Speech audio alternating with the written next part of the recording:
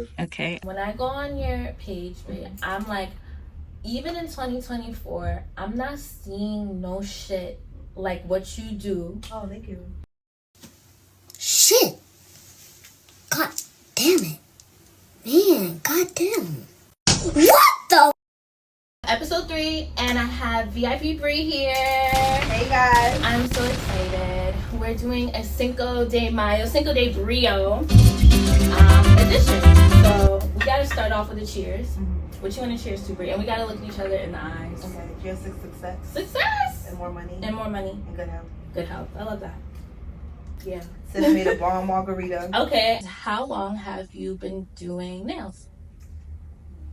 Doing nails? I've probably been doing nails since 2010, I would say. That's so long. Yeah. Just in the house, like actually doing and playing around. Yeah, 2010 is when I picked it up. You're not new to this, you're true to this. Yeah. That's a long Definitely. time to perfect your craft, right? I feel like that's dope because I feel like people who are considered like at the top, I'll do quotations, at the top of their craft, like they don't even have nowhere near close to that kind of time put in.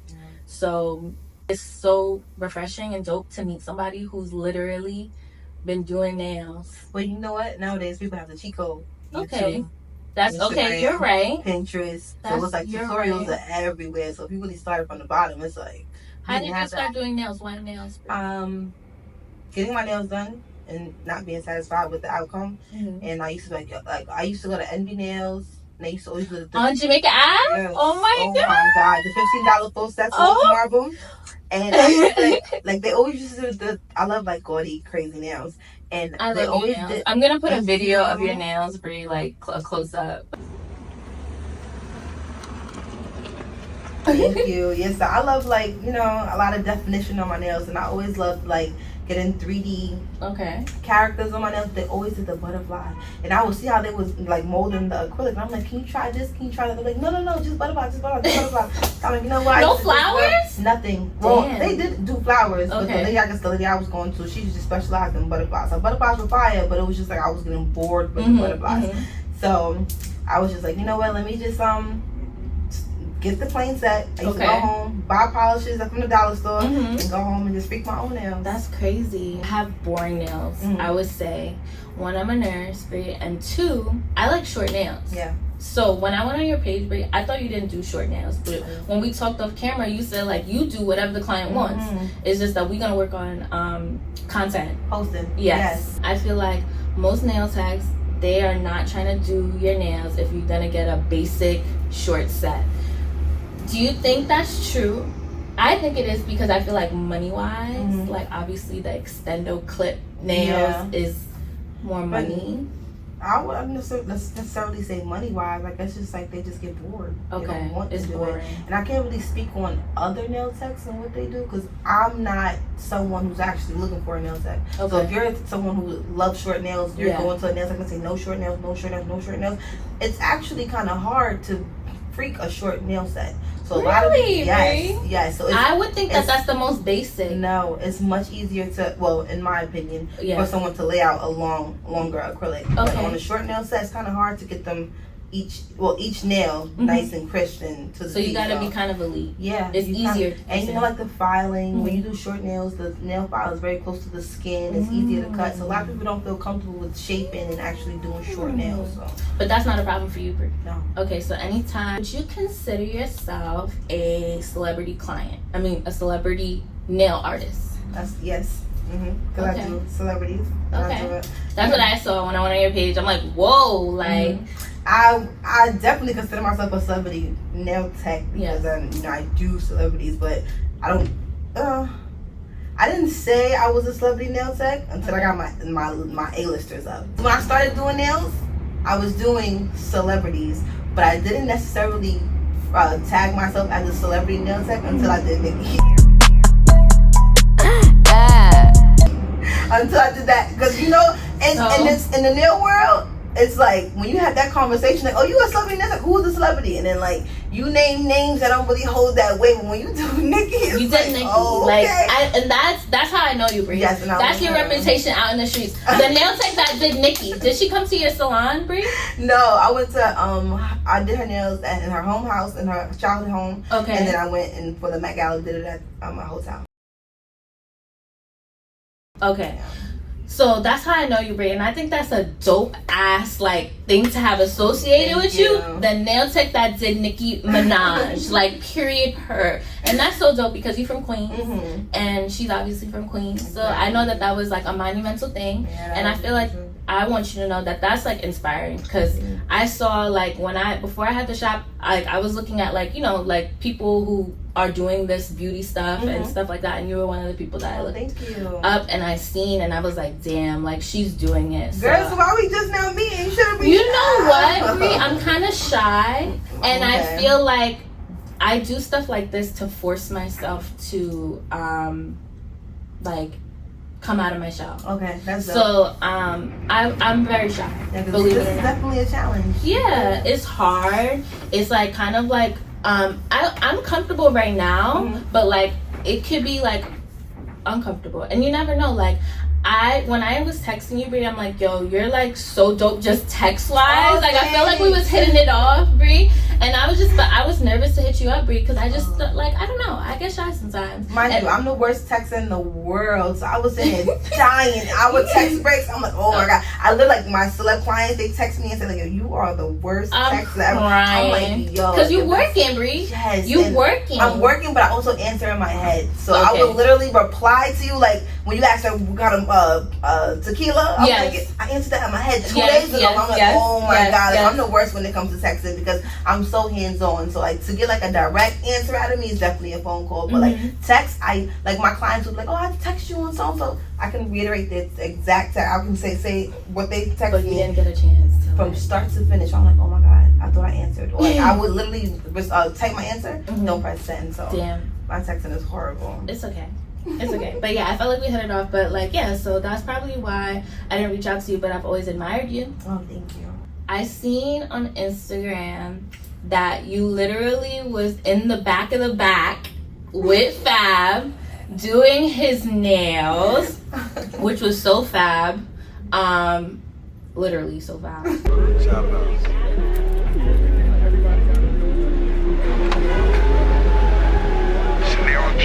They gave me Hasselback when we used to capsule. How did that come about? Did he say like, yo, Bri, we get it in the Maybach, we going to Brooklyn shop? Like, how did that, what's the conversation like?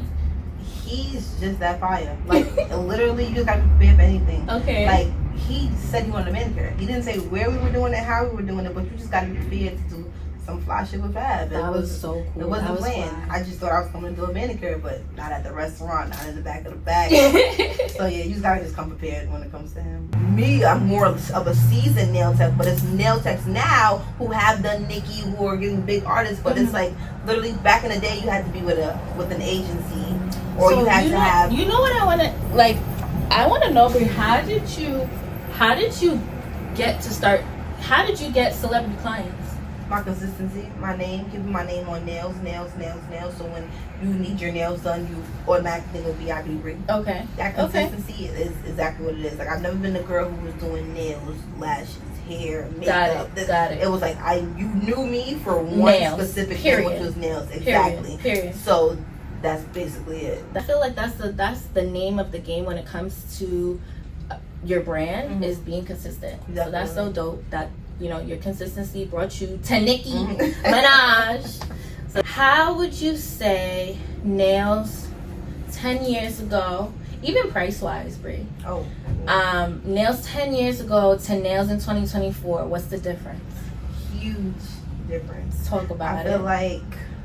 Well, I can't really pinpoint each and everything because it's so many. Yeah. But stemming from what you just said, pricing, total different ball. Yes. A full set back in 10 years ago, 20 years ago was $5 to $10, $20 with design. Yes. Now base pricing is $100. Yep. And up. Period. Or you have $65 sets and up. So it depends on the tech. But back in the day, it didn't really depend on the tech. It was just one standard price, and like it is what it is. I would also say getting your name out there is much easier today. Yeah. I was still in the era of business cards. I'm handing out business cards and also having Instagram posts and also doing social media marketing. But nowadays you can literally just post on Instagram and you can gain 10 clients in one day. So of course. yeah, I feel like that. The marketing behind it. Product wise, Bri, I know nothing about nails. So, like, let's say you're talking to someone like me that literally knows nothing about nails. The products that they was using back then till now, or that you was using back then till now, has it changed? Are you using the same stuff? Are you swearing by certain things? Like, how has that changed from then to now? I definitely do swear by a few brands, actually. Okay. But I would say, I think what we're getting at is like the cheap products opposed to like the more expensive products. But like chop shops, they use MMA acrylic, and that is the acrylic that's not approved. I heard that's like dental. Yeah, exactly. I heard that's literally like dental stuff. So that's not supposed to be used on our nail. So that's why it's like burning and stuff, Bri? No, not necessarily. So that can go from like the wear and tear on your natural nail and like the chemical reaction of the nail of the acrylic actually hardening. So that doesn't necessarily mean like the product is burning. Okay. EMA products have always been a thing, but you just have to go to a nail tech who actually cares about your nails and your nail care in order for them to be using that product. So it's just like synthetic hair and human hair. Yes. Human hair always been out, synthetic hair always been out. Yes. Who's using the human hair? So it's like, so definitely that is cheaper. Then that's why people use the it. MMA is cheaper. Yeah, definitely cheaper. Yeah. Let's start off by saying my Instagram does not define me. I'm the worst Instagram person ever. No, you let but like I never want to. Thank you. Yes. I never want to post my nails because I feel like the camera does not capture what you're seeing in person, like the beauty and the essence of the nail. I'm like, okay, I love it. As long as my client loves it, like we vibing up the nail, and I'm like, I don't think I have to take a picture. I do not let any of my clients leave without taking a picture. I have a million photos in my.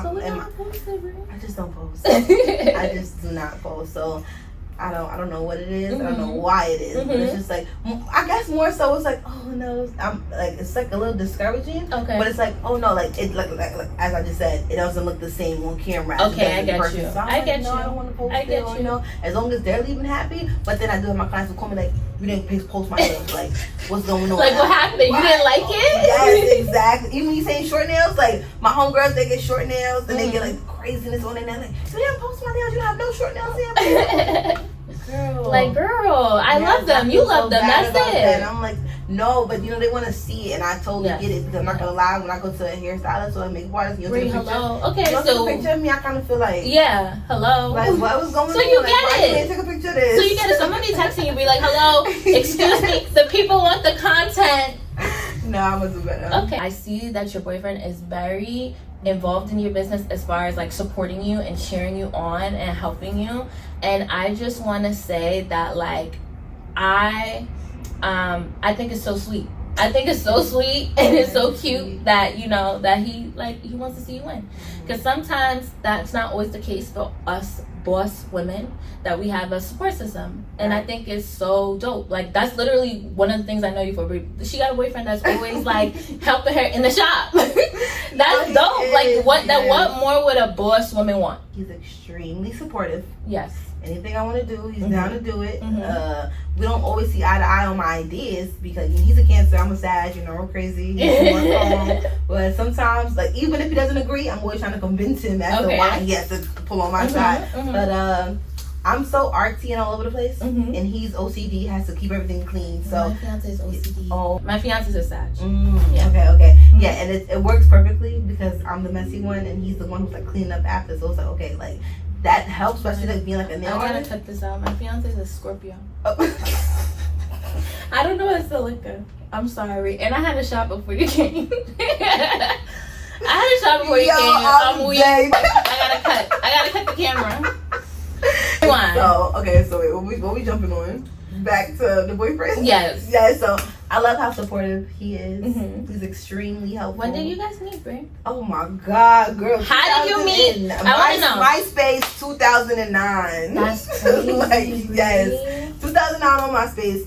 And we've been, rocking. Locked in ever Of course, like we have bumps in the road and stuff, but I mean, like, we're locked in. I love that. At this point. I love that. So how do you balance, Bri? This is something I struggle with. I'm literally gonna ask this question to everybody that comes here. How do you balance being a boss and, you know, being a salon owner and having a love life and being a daughter and all of these things? How do you balance? What do you do? I balance because they balance. Okay. As far as being a daughter, as far as being a girlfriend, my boyfriend is extremely supportive. So he wants to help. Okay. He's actually involved because he wants to be involved. Okay. And I've seen, like, on so many occasions, a lot of females and their partners, they don't care. Yeah. He actually cares. He actually pushes. He actually wants, like, his input, or he'll actually give me advice on certain things. Or he's probably not the best when it comes to, like, giving, like, beauty advice, but probably not. He'll fund it. Okay. He'll put the money behind it. Okay, so, like, you know, that's even better. Period. Exactly. Period. You heard it. And as far as being, like, the daughter, I love my parents. My parents are extremely supportive. Like, I know it's very cliche to say, "Oh my God, my mom, my dad," but the best in the world. No, my parents, like, they go hard for their children. Like, I've seen it, so it's easy to balance because my parents are just as involved. So it's kind of like my boyfriend and my parents. We kind of just all flow in one because like, they love him like a son because he is that supportive. He's always there. So it's like. And you told me, Bri, like, I feel like it's easier.